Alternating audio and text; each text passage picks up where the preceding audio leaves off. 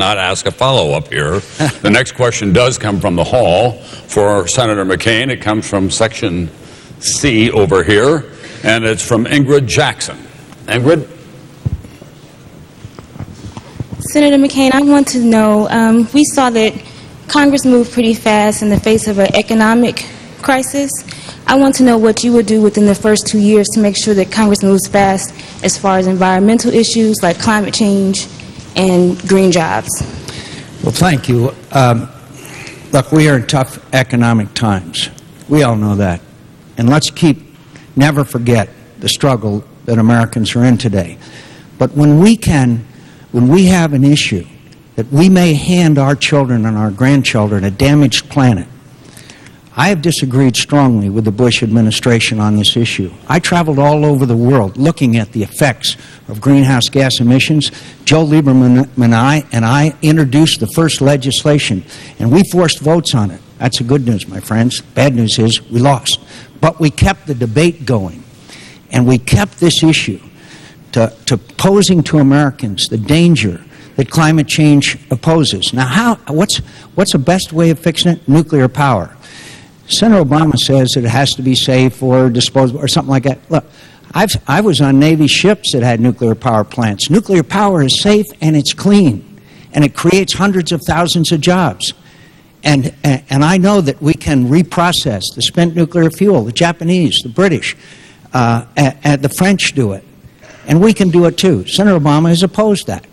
We can move forward and clean up our climate and develop green technologies and alternative energies for hybrid, for hydrogen, for battery-powered cars, so that we can clean up our environment and at the same time get our economy going by creating millions of jobs. We can do that. We as Americans, because we're the best innovators, we're the best producers, and 95% of the people who are our market live outside of the United States of America. Senator Obama?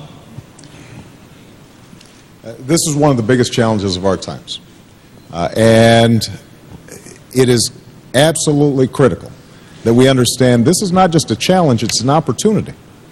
Because if we create a new energy economy, we can create 5 million new jobs easily here in the United States. It can be an engine that drives us into the future the same way the computer was the engine for economic growth over the last couple of decades. And we can do it, but we're going to have to make an investment. The same way the computer was originally invented by a bunch of government scientists who are trying to figure out for defense purposes how to communicate, we've got to understand this is a national security issue as well. And that's why we've got to make some investments. And I've called for investments in solar, wind, geothermal. Contrary to what Senator McCain keeps on saying, I favor nuclear power as one component of our overall energy mix.